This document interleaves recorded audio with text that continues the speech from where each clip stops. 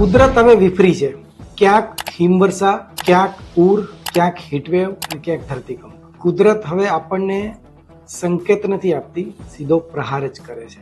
બલ્ગેરિયાની એક રહસ્ય વ્યક્તિ બાબા વેંગા એવી ભવિષ્યવાણી કરી હતી કે 2025માં બહુ બધી હોનારત આવશે.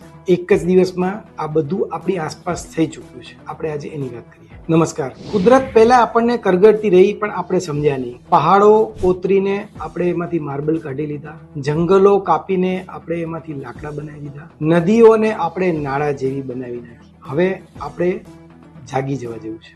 ઉત્તરાખંડના ચમોલીમાં બરફનું તોફાન આવ્યું અને ગ્લેશિયર તૂટી પડ્યું. 57 લોકો દટાઈ ગયા, એમાંથી 18ને બચાવી લેવાયા છે અને આ બધાનું રેસ્ક્યુ ચાલુ છે. હવામાન વિભાગે એવી આગાહી કરી છે કે ઉત્તરકાશી, ચમોલી, રુદ્રપ્રયાગ અને આસપાસના વિસ્તારોમાં હજુ પણ વરસાદ અને બરફવર્ષા ચાલુ રહેશે. એક્ઝેક્ટ આજથી 4 વર્ષ પહેલા 2020માં પણ ચમોલીમાં ગ્લેશિયર તૂટી પડ્યું હતું અને એ વખતે 170 લોકોએ જીવ ગુમાવ્યો. 2019ના દહેરાદૂનની એક જીઓ સાયન્ટિફિક ઇન્સ્ટિટ્યૂટના વૈજ્ઞાનિકોએ એવું નોંધ્યું હતું કે વર્તમાન સમયમાં હિમાલયના જે ગ્લેશિયર પીગળવાની જે ઝડપ છે એ છેલ્લી એક સદીના અંતિમ 25 વર્ષની તુલનામાં લગભગ ડબલ થઈ ચૂકી છે. આની સીધી અસર એ તૂટે ત્યારે તો થાય છે, પણ પાણીની અછત આ વિસ્તારોમાં ભયંકર થવાની છે. બીજી ઘટનામાં હિમાચલ પ્રદેશમાં પૂર આવ્યું છે. કુલ્લુમાં વાદળ ફાટ્યું એવી પરિસ્થિતિ થઈ છે અને ગાડીઓ અને વાહનો જાણે ભર ચોમાસું હોય એવી રીતે તણાઈ રહ્યા છે.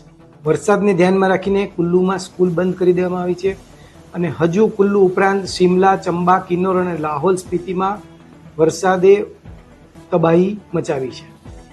આ ભરપૂર વરસાદ માટે પેસિફિક ઓશનમાં 2 પ્રક્રિયા જવાબદાર છે, અલ નીનો અને લા નીનો, અને એના તાપમાનની અસર સીધી એશિયા પર પણ પડે છે. અને ભારતમાં જે પણ જળ પ્રલય આવે છે એમાંનું એક કારણ આને પણ માનવામાં આવે છે. ત્રીજી ઘટના, કાશ્મીરમાં ભારે હિમવર્ષા. આખો વિડિયો જોવા માટે ડાઉનલોડ કરો દિવ્ય ભાસ્કર એપ.